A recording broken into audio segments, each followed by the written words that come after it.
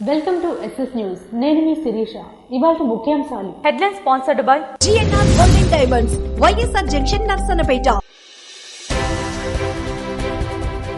మహేంద్ర తనియా నదిపై highway bridge కోసం ఉప ముఖ్యమంత్రి కలిసి వినతి పత్రం సమర్పించిన ఎమ్మెల్యే మామిడి గోవిందరావు.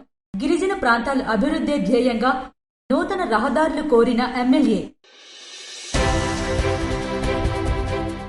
అతిసార కట్టడికి ఆగని ప్రక్షాళన.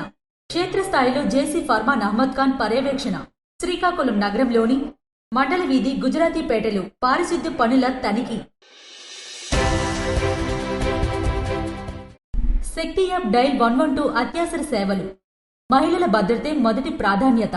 జిల్లా ఎస్పీ కేవీ మహేశ్వర్ రెడ్డి స్పష్టీకరణ.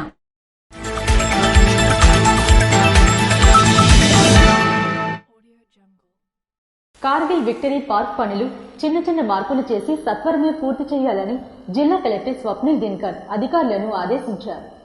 కార్గిల్ విక్టరీ పార్క్ పనులు చిన్న మార్పులు చేసి సత్వరమే పూర్తి చేయాలని జిల్లా కలెక్టర్ స్వప్నిల్ దినకర్ అధికారులను ఆదేశించారు.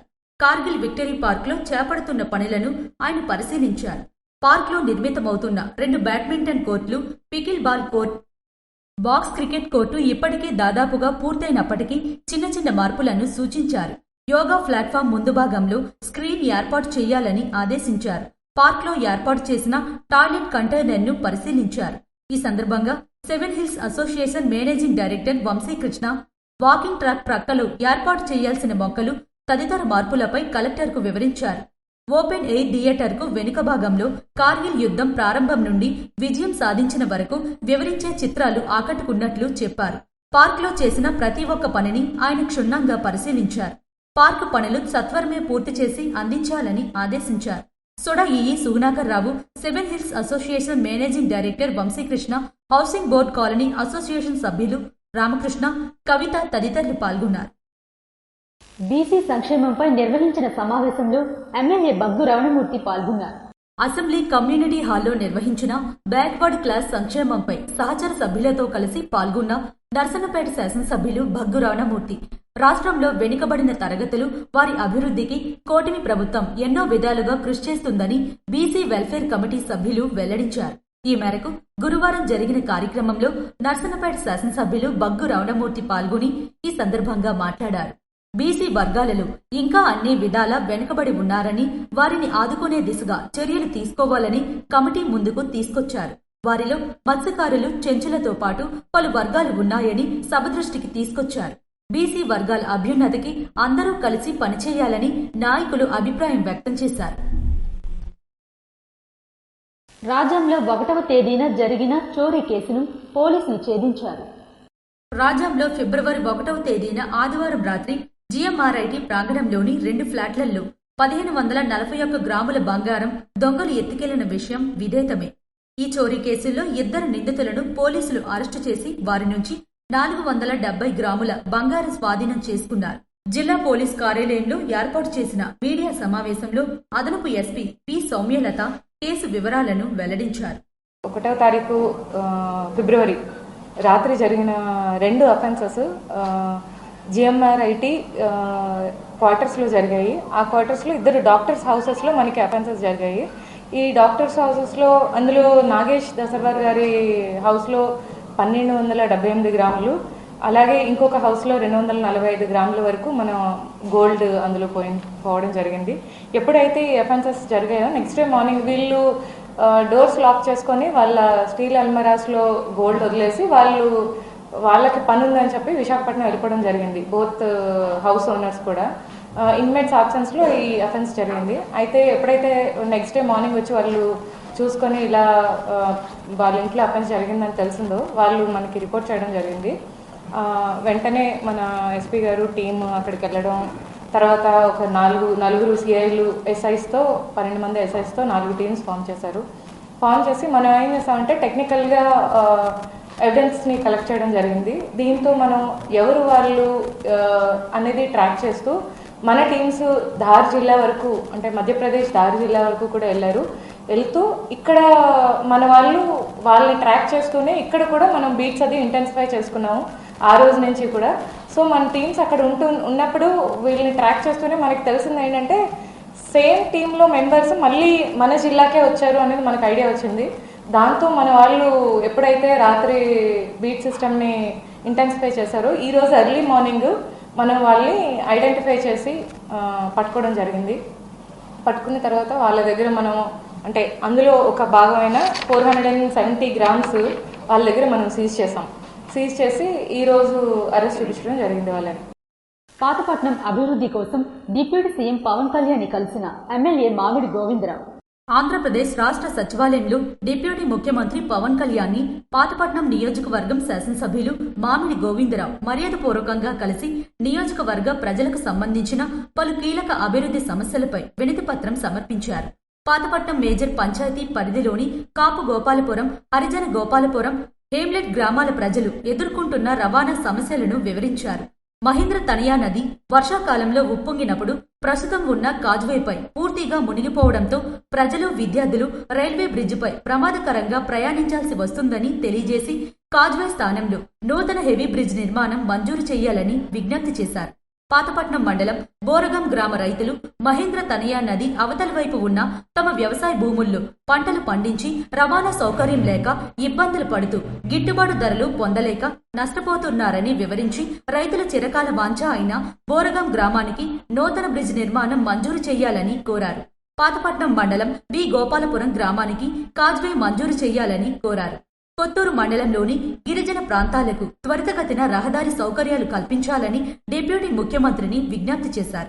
ఎమ్మెల్యే సమర్పించిన వినతి పత్రాన్ని డిప్యూటీ ముఖ్యమంత్రి పవన్ కళ్యాణ్ పరిశీలించి సమస్యల పరిష్కారానికి తగిన చర్యలు తీసుకుంటామని హామీ ఇచ్చినట్లు తెలిపారు. నగరంలో డయేరియా ప్రభావం పూర్తిగా తగ్గుముఖం పట్టే వరకు పారిశుద్ధ పనుల్లో ఎక్కడా అలసత్యం వహించకూడదని జిల్లా జాయింట్ కలెక్టర్ ఫర్మాన్ అహ్మద్ ఖాన్ సిబ్బందిని ఆదేశించారు. నగరంలో డయేరియా ప్రభావం పూర్తిగా తగ్గుముఖం పట్టేంత వరకు పారిశుద్ధ పనుల్లో ఎక్కడా అలసత్వం వహించకూడదని జిల్లా జాయింట్ కలెక్టర్, నగరపాలక సంస్థ ఇన్ఛార్జ్ కమిషనర్ ఫర్మాన్ అహ్మద్ ఖాన్ సిబ్బందిని ఆదేశించారు. ఈ మేరకు నగరంలోని మండల వీధి, గుజరాతీపేట సహా పలు ప్రభావిత ప్రాంతాల్లో పర్యటించారు. క్షేత్రస్థాయిలో మురుగు కాలువల పూడికతీత పనులను స్వయంగా పరిశీలించి నీటి ప్రవాహానికి అడ్డంకులు లేకుండా నిరంతరం క్లియర్ చేయాలని అధికారులకు దిశానిర్దేశం చేశారు. నగరపాలక సంస్థ విడుదల చేసిన గురువారం నాటి పారిశుద్ధ నివేదిక ప్రకారం పనులు యుద్ధ ప్రాతిపదికన కొనసాగుతున్నాయన్నారు. ఈ ప్రక్షాళనలో భాగంగా గురువారం 5 ట్రాక్టర్లు, 3 జేసీబీలను రంగంలోకి దించి 21 ట్రిప్పుల ద్వారా మొత్తం 34 టన్నుల పూడిక, 6 టన్నుల చెత్తను కలిపి మొత్తం 40 టన్నుల వ్యర్థాలను నగర వెలుపలికి తరలించారు. మురుగునీరు నిల్వ ఉండకుండా సుమారు 1.3 కిలోమీటర్ల మేర కాలువల్లో పూడికను పూర్తిస్థాయిలో తొలగించారు. పర్యటనలో భాగంగా ఇన్ఛార్జ్ కమిషనర్ మాట్లాడుతూ పారిశుద్ధ్య సిబ్బంది ప్రతిరోజు నిర్దేశిత సమయానికి విధులకు హాజరై వార్డులను పరిశుభ్రంగా ఉంచాలని సూచించారు. ముఖ్యంగా డయేరియా ప్రభావిత వీధుల్లో బ్లీచింగ్ చల్లడం, క్లోరినేషన్ ప్రక్రియను నిరంతరం పర్యవేక్షించాలని అధికారులను కోరారు. ఆరోగ్యం విషయంలో ఎటువంటి నిర్లక్ష్యం వహించినా సంబంధిత సిబ్బందిపై కఠిన చర్యలు తీసుకుంటామని ఆయన ఈ సందర్భంగా హెచ్చరించారు. సీఎం అధ్యక్షతన ఈ నెల 11వ తేదీ నుంచి 2 రోజుల పాటు కలెక్టర్ కాన్ఫరెన్స్ ను నిర్వహించనున్నట్లు ప్రభుత్వ ప్రధాన కార్యదర్శి జి సాయి ప్రసాద్ తెలిపారు. సీఎం చంద్రబాబు నాయుడు అధ్యక్షతన ఈ నెల 11వ తేదీ నుంచి 2 రోజుల పాటు కలెక్టర్ల కాన్ఫరెన్స్ నిర్వహించనున్నట్లు ప్రభుత్వ ప్రధాన కార్యదర్శి జి సాయి ప్రసాద్ తెలిపారు. ఈ మేరకు అందరూ జిల్లా కలెక్టర్లకు మెమోను గురువారం జారీ చేశారు. అమరావతిలోని సచివాలయంలో నిర్వహించనున్న ఈ కాన్ఫరెన్స్ అవసరమైన సమాచారంతో జిల్లా కలెక్టర్లు హాజరు కావాలని కోరారు. ఈ 2 రోజులు కలెక్టర్ల స్థానంలో జాయింట్ కలెక్టర్లు విధులు నిర్వర్తిస్తారని తెలిపారు. ఎజెండా అంశాలను ప్రత్యేకంగా తెలియజేస్తామని పేర్కొన్నారు. అస్సాంలో కుప్పకూలిన సుకోయి 30 MKI యుద్ధ విమానం. అస్సాంలోని జార్ఘట్ నుంచి శిక్షణలో భాగంగా గురువారం సాయంత్రం బయలుదేరిన సుకోయి 30 MKI యుద్ధ విమానం కర్బీ ఆంగ్లాంగ్ జిల్లా సమీపంలో కూలిపోయింది. భారత వైమానిక దళం ఈ విషయాన్ని ధృవీకరించింది. విమాన శకలాలను గుర్తించిన అధికారులు విమానంలోని 2 పైలట్ల ఆచూకీ కోసం ముమ్మరంగా గాలిస్తున్నారు. ప్రమాదానికి గల కారణాలపై వైమానిక దళం దర్యాప్తుకు ఆదేశించింది. మహిళలు అత్యవసర సమయంలో శక్తి యాప్ డయల్ 112 సేవలను సద్వినియోగం చేసుకోవాలని జిల్లా ఎస్పీ కేవీ మహేశ్వర్ రెడ్డి సూచించారు. మహిళలు అత్యవసర సమయంలో జిల్లా పోలీస్ శాఖ అందిస్తున్న శక్తి యాప్ డయల్ 112 సేవలను సద్వినియోగం చేసుకోవాలని జిల్లా ఎస్పీ కేవీ మహేశ్వర్ రెడ్డి కోరారు. మహిళా దినోత్సవం వారోత్సవాల సందర్భంగా శ్రీకాకుళం పట్టణంలో కాకినాడ ఆదిత్య కళాశాలలో జిల్లా పోలీస్ శాఖ ఆధ్వర్యంలో జరిగిన మహిళల భద్రత సాధికారపై ఫ్లాష్ మాబ్ సందేశాత్మక లఘు చిత్రాల ప్రదర్శన అవగాహన కార్యక్రమంలో జిల్లా ఎస్పీ కెవి మహేశ్వర్ రెడ్డి ముఖ్య అతిథిగా హాజరై విద్యార్థులను ఉద్దేశించి ప్రసంగించారు. శక్తి యాప్ను ఎలా వినియోగించాలో వివరంగా తెలియజేశారు. అత్యవసర పరిస్థితుల్లో యాప్లోని SOS బటన్ను నొక్కడం ద్వారా లేదా 112కు కాల్ చేయడం ద్వారా సమీపంలోని పోలీస్ సిబ్బంది తక్షణమే స్పందిస్తారని తెలిపారు. నారీ శక్తి అవగాహన కార్యక్రమంలో జిల్లా పోలీస్ యంత్రాంగం మొదట ప్రాధాన్యత వహిస్తారని తెలిపారు. శక్తి యాప్ ద్వారా మహిళల భద్రత మరింత బలోపేతమవుతుందని, అత్యవసర ప్రమాద పరిస్థితుల్లో వేగవంతమైన సహాయం అందుబాటులో ఉంటుందని వివరించారు.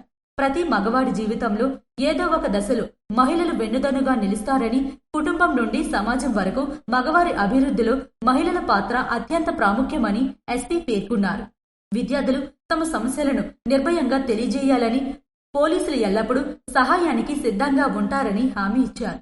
జిల్లాలో మహిళల సాధికారత, భద్రత లక్ష్యంగా ఇటువంటి అవగాహన కార్యక్రమాలు కొనసాగుతాయని ఎస్పీ తెలిపారు. ఈ కార్యక్రమంలో టౌన్ డీఎస్పీ వివేకానంద, ఇన్స్పెక్టర్లు పైడపు నాయుడు, మహిళా పోలీస్ సిబ్బంది, విద్యార్థులు పెద్ద సంఖ్యలో పాల్గొన్నారు. గుజరాత్లోని సూరత్లో ఘోర రోడ్డు ప్రమాదం జరిగింది. అతి వేగంతో వచ్చిన ఒక మోటార్ సైకిల్ ఎదురుగా వస్తున్న మరో బైక్ ని బలంగా ఢీకొట్టింది. ఈ ప్రమాదంలో ఒక బైక్ రైడర్ తీవ్రంగా గాయపడగా చికిత్స పొందుతూ ఆసుపత్రిలో మృతి చెందాడు. ప్రాథమిక సమాచారం ప్రకారం అతి వేగమే ఈ ప్రమాదానికి ప్రధాన కారణమని తెలుస్తుంది. పోలీసులు కేసు నమోదు చేసి మృతదేహాన్ని పోస్టుమార్టం నిమిత్తం తరలించారు. ఈ ఘటన స్థానిక సీసీటీవీ కెమెరాల్లో రికార్డైంది. ఈ నెల 16వ తేదీ నుండి జరగనున్న 10వ తరగతి పరీక్షలకు 1268 మంది విద్యార్థులు హాజరు కానున్నారని ఎంఈఓ దాల్నాయుడు తెలిపారు. నరసన్నపేట మండలంలో ఈ నెల 16వ తేదీ నుండి జరగనున్న 10వ తరగతి పరీక్షలకు 1268 మంది విద్యార్థులు హాజరు కానున్నారని ఎంఈఓ పేడాడ దాల్నాయుడు తెలిపారు. ఈ మేరకు శుక్రవారం ఆయన మీడియా సమావేశం నిర్వహించి మాట్లాడారు. పరీక్షల కోసం 6 కేంద్రాలు ఏర్పాటు చేశామని, పరీక్షలు ఉదయం 9:30 గంటల నుంచి మధ్యాహ్నం 12:45 వరకు జరుగుతాయని వెల్లడించారు. విద్యార్థులు పరీక్షా కేంద్రాలకు అరగంట ముందుగానే చేరుకోవాలని ఆయన సూచించారు. నర్సంపేట మండలంలో ఎస్ఎస్సి 2026 పబ్లిక్ పరీక్షలు సజావుగా నిర్వహించడానికి గౌరవ డైరెక్టర్ గవర్నమెంట్ ఎగ్జామినేషన్ మరియు డిఈఓ శ్రీకాకుళం వారి ఉత్తర్వులను అనుసరించి అన్ని ఏర్పాట్లు చేయడం జరిగింది. నర్సంపేట మండలంలో 6 సెంటర్లలో ఈ ఎగ్జామ్ 1268 మంది పిల్లలు పరీక్ష రాయడానికి కావాల్సినటువంటి అన్ని రకాల ఏర్పాట్లు చేయడం జరిగింది.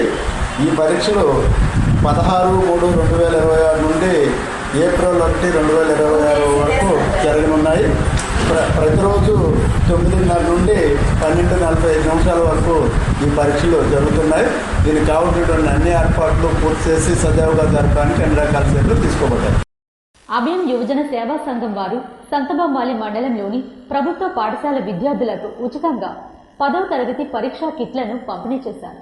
సంతబొమ్మాలి మండలం నౌపాడ ప్రభుత్వ ఉన్నత పాఠశాల, సంతబొమ్మాలి కేజీబీవీ, దండగోపాలపురం జిల్లా పరిషత్ ఉన్నత పాఠశాల, కోటబొమ్మాలి కేజీబీవీ పాఠశాలలో అభయం యువజన సేవా సంఘం ఆధ్వర్యంలో 10వ తరగతి పరీక్షలకు హాజరవుతున్న 281 మంది విద్యార్థులకు ఆల్ ది బెస్ట్ చెబుతూ ప్రతి విద్యార్థికి ప్లాంకు, పెన్ను, పెన్సిల్ పంపిణీ కార్యక్రమం చేసినట్లు అభయం యువజన సేవా సంఘం అధ్యక్షులు దేవాది శ్రీనివాసరావు తెలియజేశారు. టెక్కిలి పరిధిలో ఉన్న ప్రభుత్వ పాఠశాలలో సుమారు 1500 మందికి స్టేషనరీ పంపిణీ చేసినట్లు ఆయన తెలిపారు. మా అభయం యువజన సేవా సంఘంపై నమ్మకంతో ఈ కార్యక్రమానికి ఆర్థిక సహాయం అందించిన దాతలందరికీ అభయం యువజన సేవా సంఘం తరపున ధన్యవాదాలు తెలియజేశారు. ఈ కార్యక్రమంలో అభయం యువజన సంఘం అధ్యక్షుడు దేవాది శ్రీనివాసరావు, సంఘ సభ్యులు ధర్మవరపు పూర్ణాచారి, అద్దాల వీరభద్రాచారి తదితరులు పాల్గొన్నారు. నేర నియంత్రణకు పటిష్ట చర్యలు చేపట్టాలని పోలీస్ అధికారులను జిల్లా ఎస్పీ కెవి మహేశ్వర్ రెడ్డి ఆదేశించారు. జిల్లా పోలీస్ కార్యాలయంలో నిర్వహించిన నెలవారీ సమీక్షా సమావేశంలో జిల్లా ఎస్పీ కెవి మహేశ్వర్ రెడ్డి జిల్లా వ్యాప్తంగా నేరాల నియంత్రణ, శాంతి భద్రతల పరిరక్షణ, కోర్టు వ్యవహారాలు, నాన్ బెయిల్స్ వారంటీలు అమలు, చర్యలు వంటి వివిధ అంశాలపై పోలీస్ అధికారులతో జిల్లా ఎస్పీ విస్తృతంగా సమీక్ష నిర్వహించారు. ఈ సందర్భంగా ఎస్పీ పలు కీలక అంశాలపై చర్చించి అధికారులకు స్పష్టమైన మార్గదర్శకాలు జారీ చేశారు. టెస్టరీ షీట్లు మరియు నేరస్తుల కౌన్సిలింగ్ నిర్వహణపై సమీక్షించారు. ప్రజల నుంచి అందిన పీజీఆర్ఎస్ వినతుల పరిష్కార స్థితిని సమీక్షించి ప్రతి వినతిని చట్టపరంగా సమయపాలనతో పరిష్కరించాలని సూచించారు. Crime, law and order, visible policing, enforcement తదితర అంశాల్లో అధికారులు వారి పనితీరును సమీక్షించారు. ముఖ్యమైన పెండింగ్ కేసులు దర్యాప్తుపై ఆరా తీస్తూ పెండింగ్నకు గల కారణాలు, దర్యాప్తులో పాటించవలసిన నియమాలపై స్పష్టమైన ఆదేశాలు ఇచ్చారు. దీర్ఘకాల పెండింగ్ కేసులు, మిస్సింగ్ కేసులు సహా అన్ని హెడ్లలో యుఐ కేసుల స్థితిని సమీక్షించారు. సాంకేతిక పరిజ్ఞానాన్ని వినియోగిస్తూ స్మార్ట్ పోలీసింగ్ అమలు చేయాలని, నూతన క్రిమినల్ చట్టాలపై అవగాహన పెంచుకోవాలని సూచించారు. లోక్ అదాలత్లో రాజీ కేసులు పరిష్కారానికి ప్రాధాన్యత ఇవ్వాలని తెలియజేశారు. ఇవి ఈనాటి వార్తలు. మరిన్ని వార్తలతో మళ్ళీ కలుద్దాం. చూస్తూనే ఉండండి SS న్యూస్.